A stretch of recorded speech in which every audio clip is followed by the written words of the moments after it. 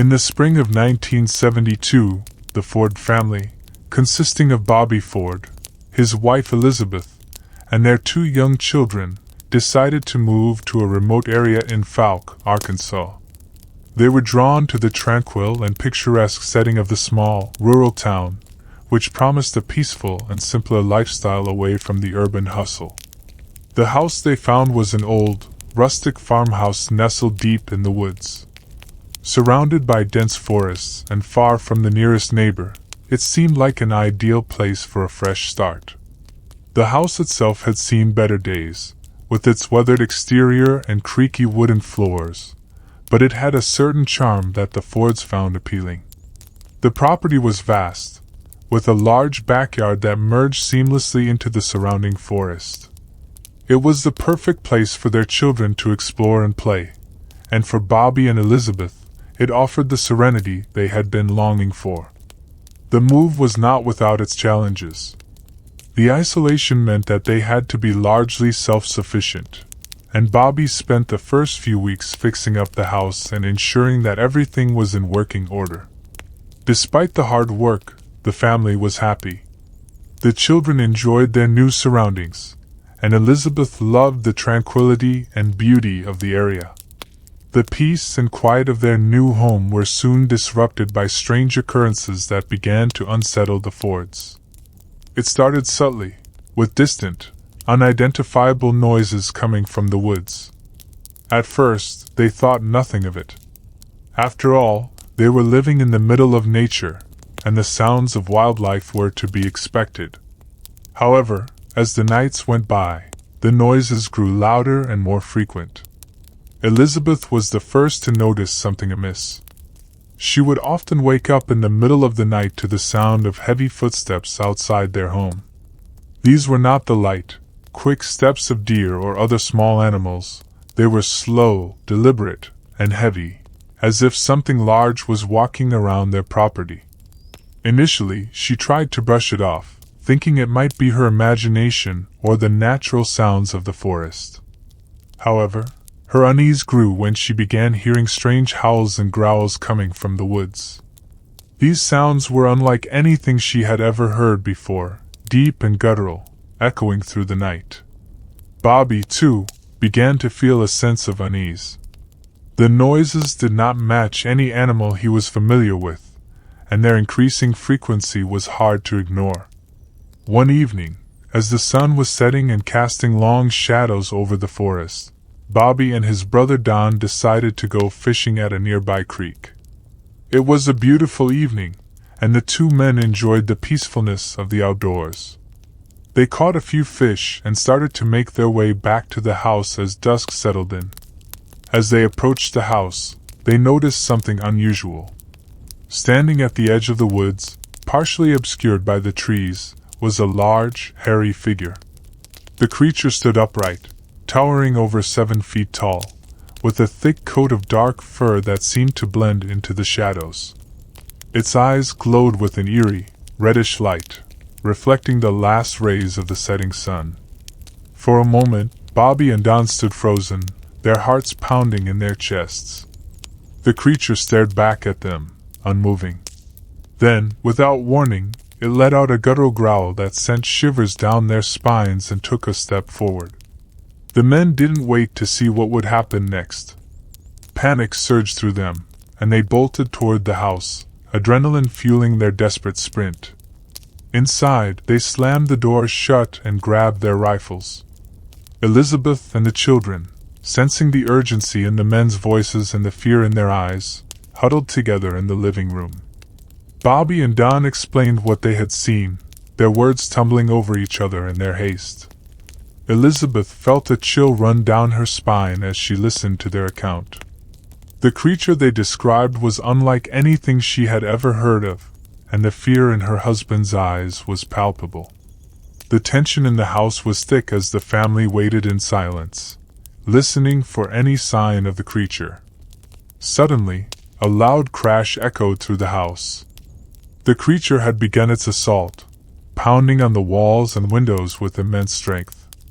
The whole structure shook with each impact, and the sound of breaking glass and splintering wood filled the air. The Ford's fear turned to terror as they realized the creature was trying to force its way inside. Bobby and Don fired their rifles through the windows, hoping to scare it off, but the creature seemed undeterred by the gunfire. It continued its relentless attack, reaching through broken windows with long, clawed arms. During the chaos, Bobby was standing near a window when one of the creature's massive, hairy arms reached through and grabbed him. He struggled violently, managing to break free, but not before being thrown several feet across the room by the creature's powerful grasp. The attack left Bobby bruised and shaken, but alive. Elizabeth and the children screamed as the creature continued its assault. Don fired his rifle again and again, trying to hit the creature and drive it away. The noise and violence of the attack were overwhelming, and the family felt a growing sense of helplessness. Just when it seemed like the creature would never relent, it suddenly stopped. The pounding ceased, and the house fell eerily silent. When the creature finally retreated back into the woods, the family was left in a state of shock. The house was badly damaged, with broken windows, claw marks on the walls, and scattered debris. Bobby's injuries, though not severe, were a stark reminder of the violence they had just endured.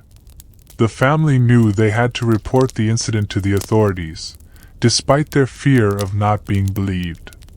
Early the next morning, Bobby and Don drove to the local sheriff's office to report the attack. The sheriff listened to their story with a mix of skepticism and concern. He agreed to send a team to investigate, hoping to find some explanation for the terrifying events.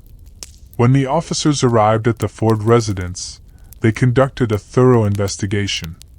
They found large, three-toed footprints around the property, unlike any animal tracks they had seen before. The claw marks on the house further corroborated the Ford's story. Despite the evidence and the detailed account given by the family, the creature itself was never found. News of the attack spread quickly through the small community of Fouke. The Ford story was met with a mixture of fear, skepticism, and curiosity. Some believed they had encountered a legendary creature known locally as the Fouke monster, or Boggy Creek monster, a Bigfoot-like entity rumored to inhabit the region's swamps and forests. Others were more skeptical, suggesting that the family had mistaken a known animal or that the entire incident was a hoax. Despite the differing opinions, the Ford story could not be easily dismissed. The physical evidence, combined with the genuine fear and trauma experienced by the family, lent credibility to their account. As the legend of the Fouke monster grew, fueled by additional sightings and encounters reported by other locals, the small town of Fouke found itself in the spotlight.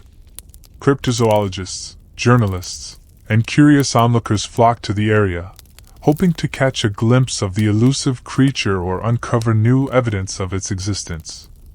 In the months following the attack on the Ford family, several other residents of Fouke reported their own encounters with the mysterious creature. These sightings varied in detail but shared common elements: a large, hairy, Bigfoot-like figure with glowing eyes, seen near the edges of the dense forest that surrounded the town. One of the most notable reports came from a local farmer named James Crabtree. He claimed to have seen the creature on multiple occasions, usually at dusk or dawn, as it roamed the outskirts of his property.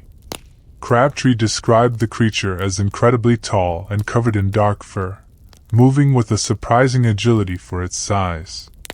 His descriptions matched those given by the Fords, adding to the growing body of evidence that something unusual was indeed lurking in the woods of Fouke. As more sightings were reported, the community's reaction was mixed. Some residents were genuinely frightened, altering their routines to avoid being outside after dark. Others saw the Fouke monster as an opportunity to bring attention and tourism to their small town. Local businesses began to capitalize on the creature's fame, selling souvenirs and organizing guided tours of the areas where sightings had been reported. The local law enforcement, however, faced a dilemma. While they could not ignore the numerous reports and the genuine fear among the residents, they also lacked concrete evidence to take any definitive action. The sheriff's department increased patrols in the affected areas and urged residents to report any suspicious activity immediately. The story of the fouke monster eventually caught the attention of the national media. Reporters and television crews descended on the small town, eager to capture the mysterious creature on film or interview those who had encountered it. The increased media presence brought a sense of excitement, but also added to the pressure on the local authorities to provide answers. Documentaries and news segments featured interviews with the Fords and other witnesses, bringing their harrowing accounts to a wider audience. The story of the fouke monster became a sensation, capturing the public's imagination and sparking debates about the existence of such creatures. So, what do you think the fouke monster was? Most people think it's Bigfoot, but could it have possibly been a dogman? Comment down below your thoughts and theories. And until I upload another video for your entertainment, thank you for watching.